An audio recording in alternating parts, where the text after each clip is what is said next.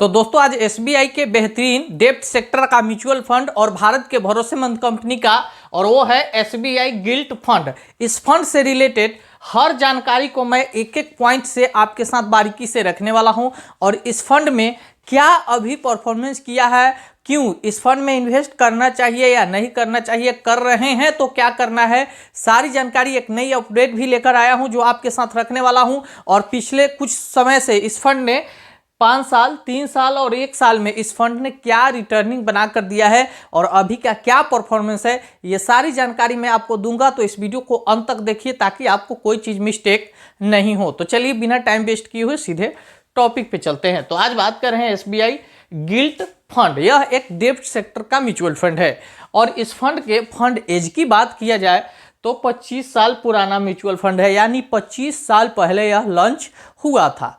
वहीं इसके NAV price की बात किया जाए यानी इसके एक यूनिट की कीमत, तो जब मैं वीडियो शूट कर रहा हूं उस समय इसके एक यूनिट की कीमत जो है 71 रुपया 30 पैसा है। वहीं इन्वेस्टर के तरफ से इसे 3 स्टार की रेटिंग जो है प्राप्त है, यानी यह जिस तरह का परफॉर्मेंस किया है उस आधार पर इसको रेटिंग मिल चुके हैं। तो इसका रेटिंग जो है 3 स्टार का है।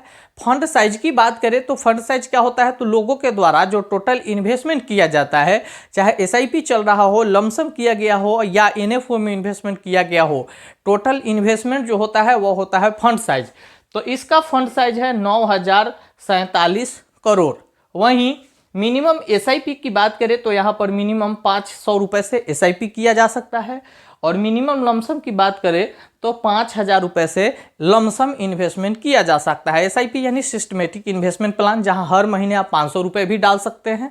और लमसम की बात करें तो वन टाइम इन्वेस्टमेंट, यानी एक मुश्त आपके पास कुछ मोट पैसे हैं और आप डालना चाहते हैं तो लमसम में यहाँ 5,000 रुपया भी इन्वेस्टमेंट कर सकते हैं मिनिमम, और मैक्सिमम आप एसआईपी और लमसम में जितना अधिक करना चाहे कर सकते हैं। अब बात करेंगे इस फंड के होल्डिंग का। तो होल्डिंग क्या होता है, तो इस म्यूचुअल फंड के जो इन्वेस्टर हैं, जो टोटल 9,047 करोड़ रुपया यहाँ लगाए हैं, उस पैसे को इस म्यूचुअल फंड के जो फंड मैनेजर है जहां पर होल्ड किए होंगे वही होगा इसका होल्डिंग। तो इसका होल्डिंग जो है डेब्ट सेक्टर का है और डेब्ट सेक्टर के टी बिल्स एचडीएल, यानी यह डेब्ट सेक्टर का फंड है तो इसका इन्वेस्टमेंट भी सिर्फ उसी सेक्टर में होगा। टोटल 22 कंपनियों में जो है यहाँ से इन्वेस्टमेंट किए गए हैं। अब होल्डिंग एनालिसिस की बात करें तो होल्डिंग एनालिसिस क्या होता है, तो कितना परसेंट किस क्षेत्र में है।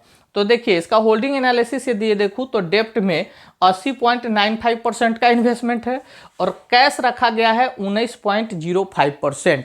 अब कैश क्यों रखा गया है, तो देखिए कैश इसलिए कैरी किया जाता है कि मार्केट में जब बेहतर इन्वेस्टमेंट का मौका मिले, अपॉर्चुनिटी हो, तो उस समय इस पैसे को इन्वेस्ट किया जाए और बेहतर रिटर्निंग निकाला जाए, ताकि जो इसके इन्वेस्टर हैं उनको अच्छा खासा रिटर्निंग मिल जाए और प्लस इस फंड का ग्रोथ भी जो है बना रहे। दूसरा इसलिए भी कैश रखा जाता है कि जैसे यह एसबीआई म्यूचुअल फंड हाउस का है तो उस एएमसी में यदि कोई मैनेजमेंट सदस्य आती है तो फिर इस कैश से भी उसको मैनेज किया जाता है। अब बात करेंगे कि इस फंड में यदि कोई व्यक्ति इन्वेस्ट कर रहा है तो फिर उसको कहाँ कहाँ कौन कौन से चार्ज देने पड़ सकते हैं। देना पड़ता ही है, क्योंकि म्यूचुअल फंड में आपको कुछ सोचना नहीं है, आप सिर्फ इन्वेस्ट कर दिए। आपके पैसे को मैनेज करने के लिए वहाँ फंड मैनेजर होते हैं तो वो आपके से कुछ ना कुछ फीस के रूप में लेंगे ही।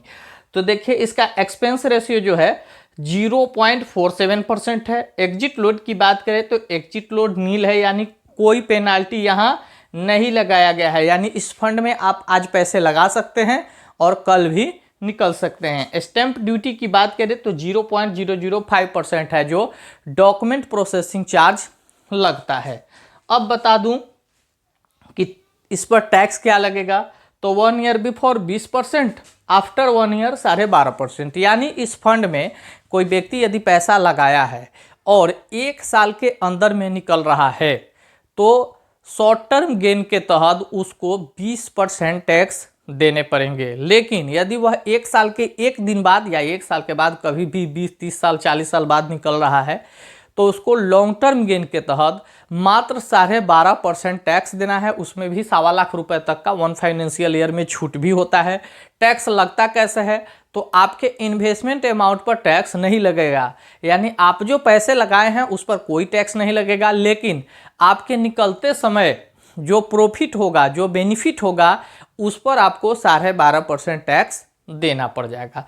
अब बात कर दे इस फंड का, तो देखिए यहाँ पर कम रिस्क कम रिवॉर्ड का बात है। कुछ इंपॉर्टेंट बात की हम बात कर रहे थे, तो जैसे कि बता दें कि यह डेब्ट सेक्टर का म्यूचुअल फंड है, तो डेब्ट सेक्टर में रिस्क बहुत कम होता है, तो रिटर्निंग भी काफ़ी कम मिलता है, यानी सेफ इन्वेस्टमेंट के लिए यह फंड बेस्ट ऑप्शन है। आपको कोई रिस्क नहीं लेना है तो यहाँ पर इन्वेस्टमेंट कर सकते हैं।